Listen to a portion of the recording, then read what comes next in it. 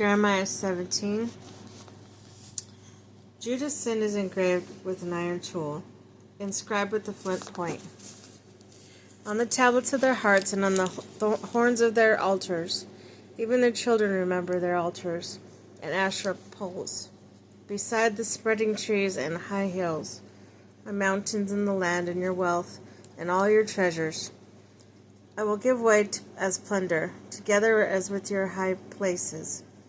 Because of the sin throughout your country, through your own fault you will lose the inheritance I gave you.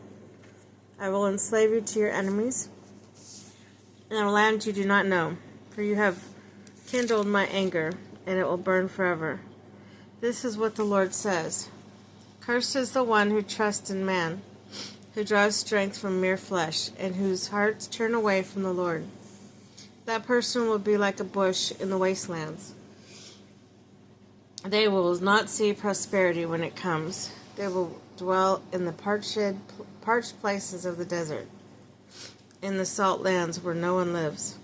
But blessed is the one who trusts in the Lord, whose confidence is in him. They will be like a tree planted by the water, that sends out roots by the stream.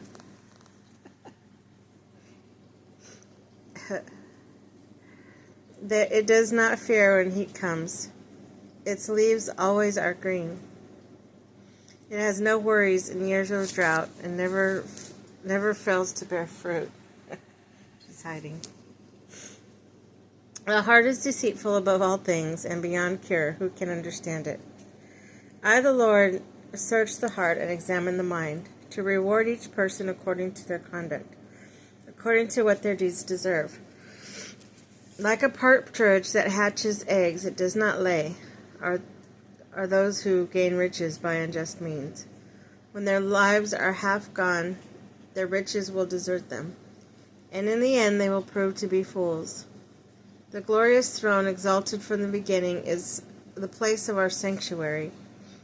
Lord, you are the hope of Israel. All who forsake you will be put to shame. Those who turn away from you will be written in the dust, because they have forsaken the Lord, the spring of living water. Heal me, Lord. Lord, that I will be healed. Save me, that I will be saved. For you are the one I praise. They keep saying to me, where is the word of the Lord? Let it now be fulfilled. I have not run away from being your shepherd. You know I have not desired the day of despair. What passes my lips is open before you. Do not be a terror to me. You are my refuge in the day of disaster. Let my persecutors be put to shame, but keep me from shame. Let them be terrified, but keep me from terror. Bring on them the day of disaster. Destroy them with double destruction. Keep them the Sabbath day holy. This is what the Lord said to me. Go and stand in the gate of the people, through which the kings of Judah go in and out. Stand also at all the other gates of Jerusalem. Say to them, hear the word of the Lord, you kings of Judah, and all people of Judah, and everyone living in Jerusalem who comes through these gates. This is what the Lord says.